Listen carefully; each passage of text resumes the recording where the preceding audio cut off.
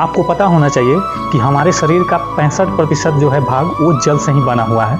तो इस भीषण गर्मी में हमें जल की कितनी ज़रूरत है, और जल की अगर कमी हो जाए, पानी की कमी हो जाए शरीर में, तो हमें क्या लक्षण दिखाई दे सकते हैं उसको हम जानते हैं। और फिर उसको पूरा कैसे करना है, अगर ये लक्षण है आपके अंदर दिखाई दे रहे हैं तो कैसे पूरा करना है, आइए हम जानते हैं। देखिए, सबसे पहली बात है कि आपको डिहाइड्रेशन कब होता है, यानी पानी की कमी कब होता है, आपको महसूस कब होगा। तो देखिए, सबसे पहले पानी की कमी जो है वो आपको दिखाई देने लगा, सिर दर्द या चक्कर आने लगेगा, तो समझ जाइए कि आपके शरीर के अंदर पानी की कमी हो गई है और आपको पानी लेना ज़रूरी है।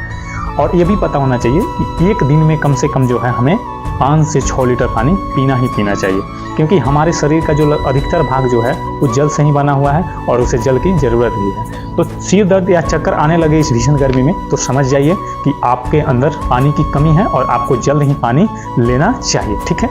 और दूसरी जो कारण है वो पेशाब में कमी हो जाएगा।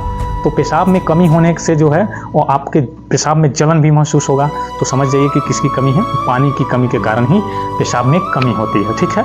तो ये जो लक्षण है वो पानी की कमी के लक्षण है। और एक और लक्षण है जो आपके मुंह जो है और जीभ जो सूखे सूखे मुंह लगने लगेंगे और चमड़े जो है वो सूखे सूखे महसूस होने लगेंगे, ये भी आपकी पानी की कमी है। और उसे कैसे हम दूर करेंगे ये भी जानते हैं। देखिए, उसके बाद आपका हृदय जो है, हार्ट, वो तेज़ी से धड़कने लगेगा, और उसके बाद जो आपकी आँखें हैं और ये आपके जो ओठ हैं वो सूखने लगेंगे, आंख धंसने लगेंगे। ये सभी जो होता है वो सिर्फ और सिर्फ पानी की कमी से होता है। तो हमें इसे कैसे दूर करना है इसको हम जानते हैं। तो देखिए, अगर आपको पानी की कमी है तो ये सारे लक्षण आपके अंदर दिखाई देंगे।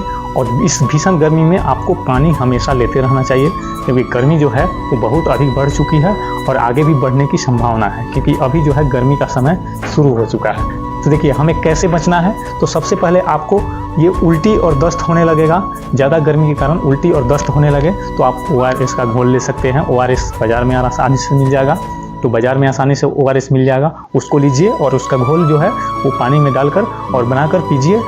आपका डिहाइड्रेशन यानी पानी की कमी शरीर में पूर्ति होगी ही होगी, और इसे करना चाहिए ही। और हमेशा उसके साथ साथ हमेशा क्या कीजिए, तो हाथ को जो है साबुन से या हैंड वाश से ही धोया कीजिए।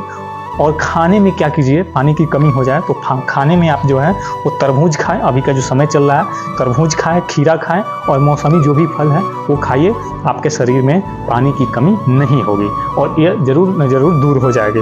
उसके बाद है कि घर से निकलते समय आप निश्चित हैं कि घर से निकलते समय आप निश्चित रूप से एक पानी का बोतल लीजिए और हमेशा पानी रखें साथ में, और थोड़ा थोड़ा पानी पीते रहें। इस भीषण गर्मी में पानी की कमी से बचने के लिए ये सब उपाय आपके लिए बहुत ही ज़रूरी है, और ये पानी की कमी हमारे लिए काफ़ी घातक बन सकता है।